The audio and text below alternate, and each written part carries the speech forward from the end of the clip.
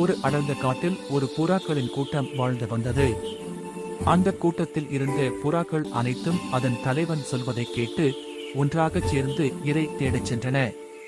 ஒரு நாள் புறாக்கள் இரை தேடிக் கொண்டிருந்த போது அந்த பகுதியில் ஒரு தந்திரமான வேடன் வலை விரித்து மறைந்திருந்தான். அவன் தரையில் கவனமாக தானியங்களை தூவி அதன் மேல் தன் பெரிய வலையை மறைத்து வைத்திருந்தான்.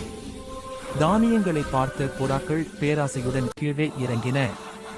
அவை சந்தோஷமாக தானியங்களை உண்டு முடித்தபோது அவற்றால் அங்கிருந்து பறக்க முடியவில்லை. அனைத்து புறாக்களும் ஒரே சமயத்தில் வேடன் விரித்த பெரிய வலையில் சிக்கிக் கொண்டன. புறாக்கள் பயந்து கத்தின. வேடன் வலையை எடுத்துச் செல்ல ஓடி வந்தான். அப்போது புறாக்களின் தலைவன் சொன்னது, பயப்படாதீர்கள், தனியாக போராடினால் நாம் ஒருபோதும் தப்பிக்க முடியாது. வேடன் நம்மை நெருங்குவதற்கு முன் நாம் அனைவரும் ஒரே நேரத்தில் ஒரே திசையில் பலமாக பறக்க முயற்சிக்க வேண்டும். தலைவன் சொன்னதை கேட்டு எல்லா புறாக்களும் அதன் உத்தரவுக்கு கட்டுப்பட்டு ஒரே சமயத்தில் முழு பலத்துடன் மேல் நோக்கி பறக்கத் தொடங்கின. பலமான ஒற்றுமையின் காரணமாக புறாக்கள் தாங்கள் சிக்கியிருந்த முழு வலையையும் தூக்கிக் கொண்டு வானில் பறந்து சென்றன. வேடன் ஏமாற்றமடைந்து அவர்களை பார்த்து கொண்டே நின்றான்.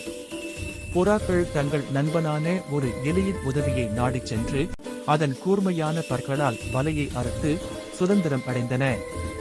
நீதி, மோரல், ஒற்றுமையே பலம்.